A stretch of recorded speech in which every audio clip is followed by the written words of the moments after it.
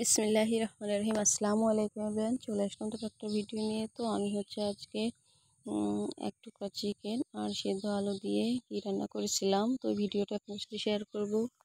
তো দয়া করে সম্পূর্ণ ভিডিওটি দেখবেন। তো এখানে আমি আলু নিয়ে নিয়েছি পরিমাণ মতো, আর এই যে এক টুকরাই চিকেন। তো অনেক সময় হয় কি যে একদম চিকেন চিকেন থেকে যায়, তো ওটা দিয়ে আমরা একটা ভালো মজার রেসিপি করে নিতেই পারি। তো এই যে দেখুন, চিকেনটা আমি ভালো করে ধুয়ে পরিষ্কার করে নিয়েছি। আর এখানে আদা আর রসুন আর একটু জিরা আর ধনিয়া আর গরম মশলার মধ্যে 2টা এলাচ আমি বেটে নিলাম। তো এই যে চিকেনটা একটু গরম পানি দিয়ে আমি ধুয়ে নিয়েছি।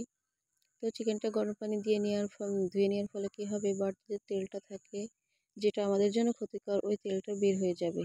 তো এই যে দেখুন, চিকেনটা আমি ধুয়ে পরিষ্কার করে আবারও ঠিক এরকম করে একবারে কুচো কুচো করে কেটে নিয়েছি। তো আপনারা ইচ্ছা করলে একটু বড়ও রাখতে পারেন। আর এখন আলুগুলো আমি সেদ্ধ করে নিয়েছি।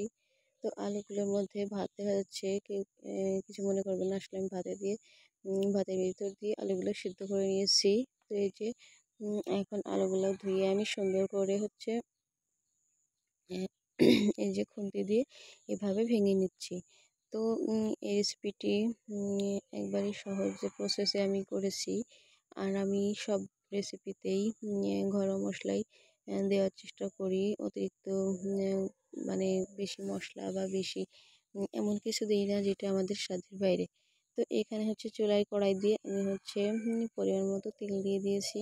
আর তেলটা দিয়ে আমি এখন পেঁয়াজ কুচি দিয়ে দিলাম। এখন পেঁয়াজগুলো হালকা করে ভেজে নেব। তো ভিউয়ার্স, যারা দেশ এবং দেশের বাইরে থেকে আমার ভিডিওটি দেখা কন্টিনিউ করছেন কিন্তু এখনও লাইক দেননি, প্লিজ একটা লাইক দিয়ে ভিডিওটি দেখবেন। আর যারা এখনও সাবস্ক্রাইব করেনি, প্লিজ সাবস্ক্রাইব করে পাশে থাকবেন। তো এখানে আমি তেজপাতা আর স্বাদ মতো লবণ দিয়ে দিলাম।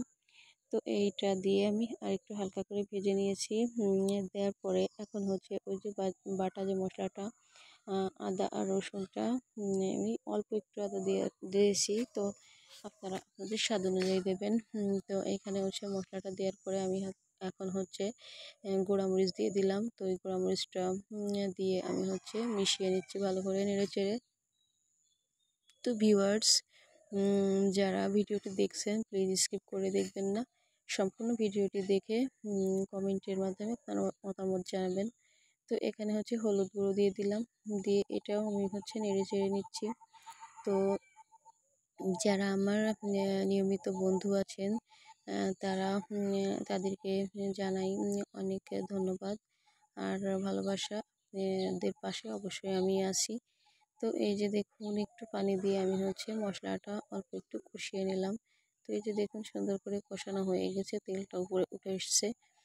এখন আমি এর মধ্যে চিকেনটা দিয়ে দেব। তো চিকেনটা দিয়ে আমি ভালো করে নেড়ে চেড়ে মিশিয়ে নিচ্ছি। চিকেনটা মশলার সঙ্গে যাতে ভালোভাবে একসাথে হয়ে যায়, এই জন্য একটু সুন্দর করে সময় নিয়ে নাড়াচাড়া করতেছি। তো এখন দেখুন, উপর থেকে তেল উঠে আসছে। এর মধ্যে আমি অল্প একটু পরিমাণে পানি দিয়ে অতিরিক্ত পানি না, একটু পানি দিয়ে আমি চিকেনটা কষাচ্ছি। তো আলু সিদ্ধটা আমি এখন দিব না, কারণ এখন যদি আলু সিদ্ধটা দিই তাহলে হয়তো এই কষানোর আগেই আলুটা লেগে যাবে নিচেই, আর এতে পুড়ে যাবে, একটা পোড়া ফ্লেভার আসবে, এতে খেতে ভালো লাগবে না। তো এখানে এই যে দেখুন, ভালো করে বলক উঠে গেছে। তো আমি একটু নেড়ে চেড়ে নিচ্ছি। দেখুন মাশাআল্লাহ, কি সুন্দর একটা কালার এসেছে। তো এই রেসিপিটি যদি আপনাদের ভালো লাগে, আপনাদের ঘরে যদি এরকম অল্প একটু এক টুকরা চিকেন থাকে, তো এভাবে রেসিপিটি করে দেখতে পারেন। খেতে কিন্তু অনেক ভালো লাগে। রুটি বলেন, পরাটা বা ভাত যার সঙ্গে বলেন, সবের সাথে খাওয়া একবারে পারফেক্ট। তো এই যে এখন আলু সিদ্ধগুলো আমি দিয়ে দিয়েছি। তো আলু সিদ্ধগুলো দিয়ে মিশিয়ে ভালো করে চিকেনের সাথে একবারে সুন্দরভাবে মিশে গেছে সব কিছু একত্রে। তো ভিউয়ার্স, যারা ভিডিওটি দেখছেন ধৈর্য ধরে, তাদেরকে জানাই অসংখ্য ধন্যবাদ। আর যারা ভিডিওটি ঢুকে পড়েছেন, প্লিজ ভিডিওটি শেষ করে তারপরে বের হবেন। তো এই যে এখানে আমি হচ্ছে সেই যে বাটা মশলাটা, জিরা এবং 2টা এলাচ আর একটু আস্ত ধনিয়া বেটে রেখেছিলাম, ও মশলাটা এখন অ্যাড করে দিয়ে দিলাম। তো এই যে ওটা দিয়েও আমি হচ্ছে আর একটু নেড়ে চেড়ে নিচ্ছি, একটু ভাজা ভাজা করে নিচ্ছি। আসলে যত ভালো করে ভাজা ভাজা করা যায় বা কষানো যায় তরকারিটা, ততই খেতে ভালো লাগে। তাই এখানে হচ্ছে আমি এখন পরিমাণ মতো করে পানি দিয়ে দিলাম। পানি দিয়ে এটা আমি হচ্ছে ভালো করে মিশিয়ে নিচ্ছি। তো এই যে দেখুন, সুন্দরভাবে খুন্তি দিয়ে আমি নেড়ে চেড়ে একবার সব কিছু মিশিয়ে নিচ্ছি। এইভাবে একটু ভালো করে নাড়তে হবে, কারণ আলুটা যাতে গলা না থাকে। তো এখানে মিশিয়ে নেওয়ার পরে আমি হচ্ছে ভালো করে জাল করে বলক তুলে নিয়েছি। আর তরকারিটা দেখুন অনেক সুন্দর দেখাচ্ছে, গাঢ় গাঢ় দেখাচ্ছে, আর হয়েও এসেছে প্রায়। তো আমি আর কিছুক্ষণ চুলায় রেখে দেব। আর মানে হওয়া অবধি কিছুক্ষণ অপেক্ষা করতে হবে, আর একটু মাঝে মাঝে নেড়ে দেবেন যাতে নিচে লেগে না যায়। তো ভিউয়ার্স, আমার রেসিপিটি কেমন হয়েছে অবশ্যই আমাকে কমেন্টের মধ্যে জানাবেন। আর আবারও রিকোয়েস্ট করতেছি, প্লিজ একটা লাইক দিয়ে আমার ভিডিওটি দেখবেন। আপনাদের একটা লাইক আমার কাছে অনেক মূল্যবান। তো এই যে আমি এখানে কিছুটা হচ্ছে কাঁচামরিচ অ্যাড করে দিয়েছি।